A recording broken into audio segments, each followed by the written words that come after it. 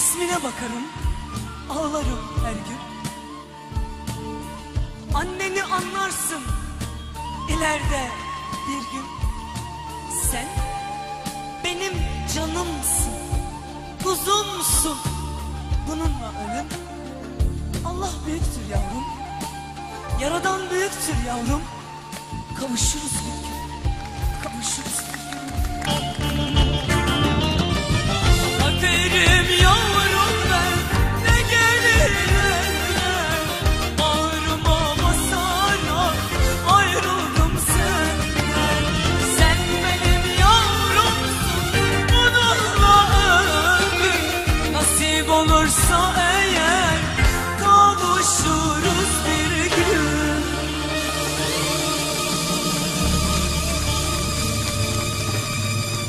Ağzına yüreğine sağlık. Caner Kapan ve Grup Şenlik kutluyorum sizi. Söz, müzik, okuduğum Uzun Havada, sonra akabinde devam ettiğimiz bu güzel eserde yine geçen hafta da söylediğimiz gibi yılların eskitemediği bir ses, bir üstad, bir hoca, Mersinli İsmail. Buradan ellerinden öpüyoruz. Bir kez daha. Ayşe, geçen hafta sana dedim. Ne oldu? Asistanım ben Ayşe Hanım. Estağfurullah. Evet, bu arada bana öpmüş. Geçen hafta dedim ya, bir misafirlikteydim diye. Hani dediler Ayşe niye bu kadar dert söyledi. Bak abla Çankırı Saçaklı Nurcan Hanım kızı. Onlar mıydı bana o soruyu soran? Şu abla söyledi. Niye bu kadar dert söylüyor Ayşe diye. Diyor. O dedi. Yani Biz öyle duyduk.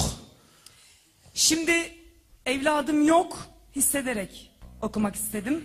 Ben de bir ana kuzusuyum, ben de bir ana evladıyım. Ben program olmasa onların diline öngöreceğim. tercüman olmaya çalışıyorum ama herhalde bilmiyorum, bir yavrum bir tane kuzum olsa daha mı fena okurum bilmiyorum ki ne yapayım. İnşallah.